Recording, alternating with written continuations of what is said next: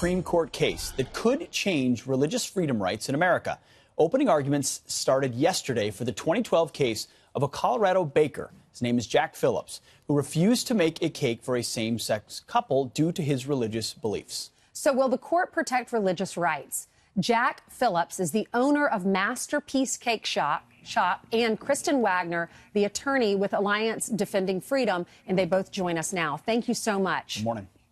Thank you. Good morning. Jack, I want to talk to you about the Supreme Court and your reaction to what happened yesterday. Yeah, it was a pretty amazing event, and now we just hope that the court looks at the case and rules that creative professionals are able to create according to their conscience. Jack, I mean, to get more background on this, you own a cake shop.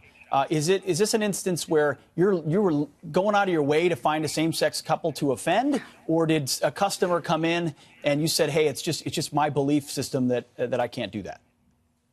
Yeah, they just came in looking for a cake that I could not create. I do serve everybody who comes in my shop. So. And Jack told them that he'd offered to sell them anything in the store, offered to make them other pre-made cakes. He just couldn't express that message in his cakes. And so it was simply the event and the message that they were asking for at that time. Why couldn't you serve them? Why did you say, I'm not able to make you a cake?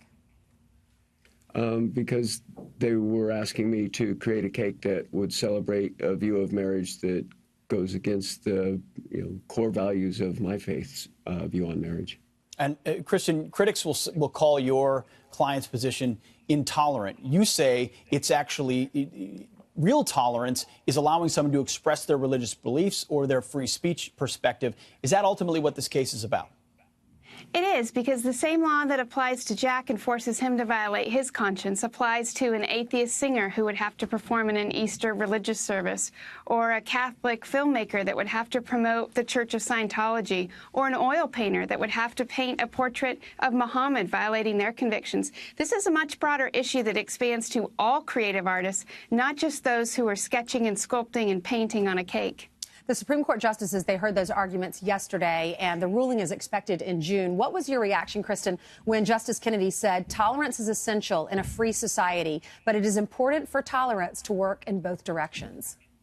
I was relieved, because to have a commissioner who's deciding Jack's fate, who took the work from him that he loves and deprived him of his business, essentially, 40%, that kind of bias put into action violates our Constitution, and so I'm glad that the court's concerned about it. Jack, we're talking about this at the Supreme Court constitutional level because that's what it's come to.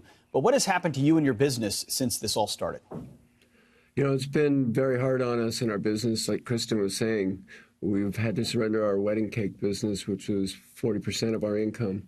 I've lost over half my employees, and we've faced death threats and harassment of all kinds. So now we just hope that the court will rule in favor of creative professionals so that I can go back to making the cakes that I can according to my conscience, and that nobody else will have to endure what we have for the last 5 years. Kristen, we got your reaction from what Justice Kennedy said. This is what Justice Sotomayor, who is a liberal, as we know, she's questioning your claims. She says there are sandwich artists, because he's claiming that he's a wedding cake artist. Now, there are people who create beauty in what they make, but we still don't call it expressive and entitled to First Amendment protection. It's not just about beauty, it's about speech, and there's a lot of precedent that defines what speech is. When Jack has to write a Bible verse on a cake, when he writes words and symbols, and when he creates a cake that when you walk in the room, you know a wedding has occurred and that union is a marriage. That's expression, just as an abstract painting, just as a poem. Those things may not make any sense. Half the sculpture we see doesn't mean anything to those viewing it, but it's still art and it's still protected. So respectfully, Justice Sotomayor was wrong on that point. Kristen, this is also obviously about the government, too. If they can tell a private business what you can or cannot do, that's the kind of government overreach a lot of people are worried about. Oh, absolutely. And this idea that the government's recognized same-sex relationships, that now the other side can go to the next step and require people to affirm ideas and beliefs and express messages that violate their convictions. It's not constitutional, and it's not American, and it is extremely dangerous. That's a great point. Tolerance is not necessarily affirmation. It is tolerating something you may disagree with. Jack Phillips, owner of Masterpiece Cake Shop, and Kristen Wagner, his attorney. Thank you very much. Thank you.